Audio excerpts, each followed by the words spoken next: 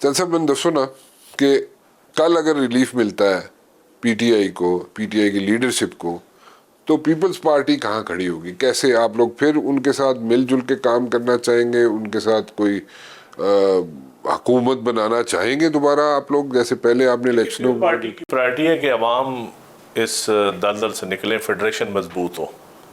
तो उसके लिए आपको हुकूमत बनानी पड़ेगी? पीटीआई से अगर बनाएंगे? हुकूमत देखें हुकूमत इस वक्त तो मेरे ख्याल में इस वक्त जो हुकूमत टारगेट नहीं है, इस वक्त तो मुल्क में एक स्टेबिलिटी टारगेट है। वो तो होगी बात ना, और इस वक्त हमने बड़ी डिटेल में बात कर, सिर्फ हम इक़्तिदार की बात नहीं कर रहे। नहीं इतने तो देखिए ऐसी यही है ना, जितने पॉलिटिशियंस हैं, मेजॉरिटी ऑफ द पॉलिटिशियंस वो सिर्फ इक़्तिदार के चक्कर में होते हैं। इक़्तिदार मेरी बात सुने, पावर गेम में होते हैं सारे के, they want to achieve power. नहीं बात ठीक है आपकी, पावर मैं आपकी बात से इसको मैं आपसे बहस नहीं करना चाहता इस पॉइंट पे। मेरे पास मवाद नहीं है आपसे बहस करने का, आपका आर्गूमेंट्स मजबूत है। लेकिन मैं ये बताऊं कि आप अगर पावर ले लें और डिलीवर ना कर सकें, पावर ले लें, आवाम को रिलीफ ना दे सके, मुल्क की डायरेक्शन लग जाएगा ना, मुल्क की डायरेक्शन लग जाता है कि मैं फलाना मुल्क की डायरेक्शन ठीक ना हो।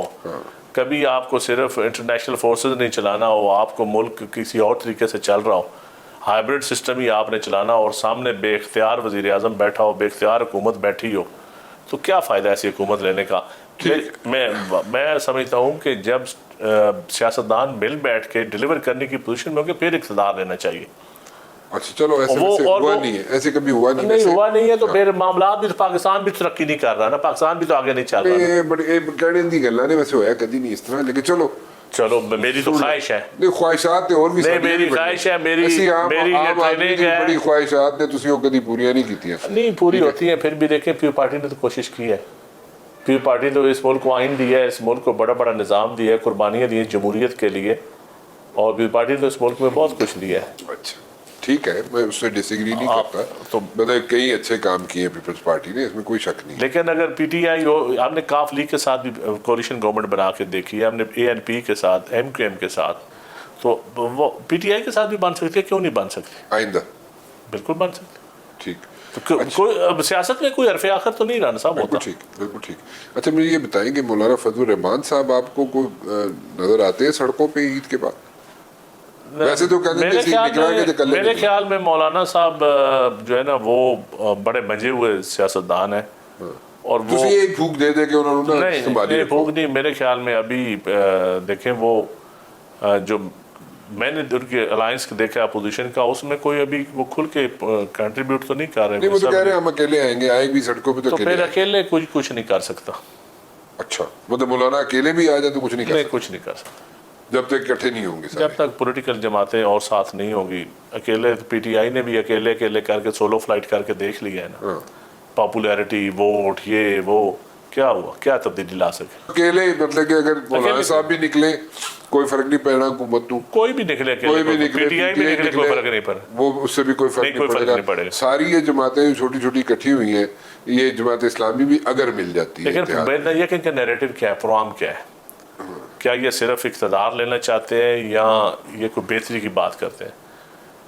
आउट ऑफ द बॉक्स को निज़ाम से बेहतरी करते हैं। देखिए पॉलिटिशियंस जो हैं, मेजॉरिटी बल्कि सभी पॉलिटिशियंस जो हैं, वो तो ड्रीम्स सेल करते हैं, ख्वाब बेचते हैं। नहीं लेकिन ठीक है ना, तो ख्वाब ही बेचे जाएंगे और क्यों बेच रहे हैं साहब? अब आप देखिए ना, इस मुल्क में आपने इस वक्त जुडिशल सिस्टम, निज़ाम अदल क्राइसिस में है।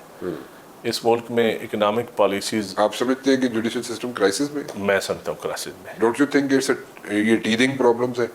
शुरू की जो प्रॉब्लम होती है वो प्रॉब्लम्स है या क्राइसिस में है? लेकिन जो इस वक्त वकला में जो अनरेस्ट है, जो सिविल सोसाइटी में है, और जो आम आदमी को इंसाफ नहीं मिल रहा, और एक विक्टिमाइजेशन का ये एक क्वेश्चन अच्छे खासे उठ रहे हैं, तो उसको फिर वो निज़ाम अदल में क्राइसिस होता है या बैंकरप्सी होती है या कोई इस तरह का पॉइंट होता है, इसलिए ये उठती हैं चीज़ें।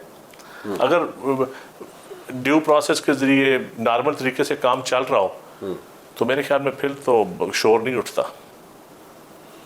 एक आपने सेंटेंस कह दिया कि जनाब यहाँ पे सब जमातों को मिलके बैठना चाहिए। शुरू से लेके आखिर तक प्रोग्राम में आपने एक चीज़ पे फोकस किया, स्ट्रेस किया कि जनाब ये हल है, ठीक है, اور صرف اقتدار کی بات نہیں ہونی چاہیے، ملک کی بات ہونی چاہیے. بڑی اچھی بات ہے، بڑے اچھی پازیٹیو بات ہے یہ، اور اس کو میرے خیال میں اپریشیٹ کرنا چاہیے. لیکن اگر آپ لوگ بیٹھ بھی جاتے ہیں، بیسیکلی تو ہونا یہ چاہیے کہ آپ لوگ بیٹھیں، سارے پولیٹیشین، بڑے بڑے لیڈر، 4-8 تو لیڈر ہیں، سارے بیٹھ جائیں، بیٹھ کے ساری چیزیں جوٹ ڈاؤن کر لیں، اور اس پہ ایک ایک چیز پہ ڈسکشن کر کے اس پہ جناب فیصلہ کر کے پھر اٹھیں. چاہے ایک کمرے میں بیٹھ جائیں، ایک بلڈنگ میں بیٹھ جائیں، ہفتہ بیٹھیں، 10 دن بیٹھیں، مہینہ بیٹھیں، پھر نکل جائیں، اس پہ فیصلے کر کے تو وہ کوئی کام مشکل نہیں ہے، کوئی مشکل نہیں ہے. اس کے لیے لیکن اس کے لیے اپنی ایگو، اپنے چیزوں کو تھوڑا سا سیکریفائز کرنا پڑے گا.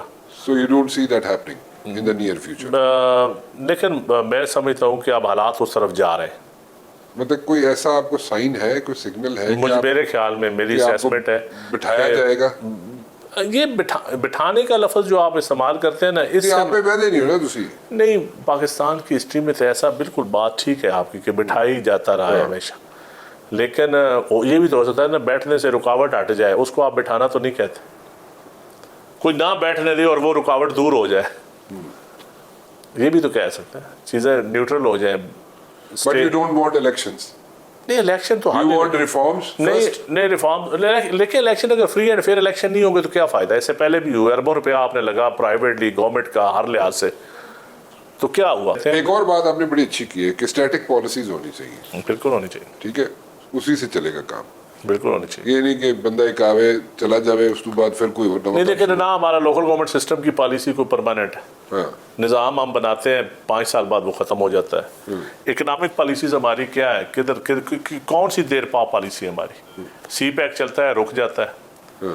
کبھی ہم مغرب کی طرف دیکھتے ہیں، کبھی مشرق کی طرف دیکھتے ہیں، کبھی چائنا کی طرف دیکھتے ہیں، کبھی کہیں دیکھتے ہیں.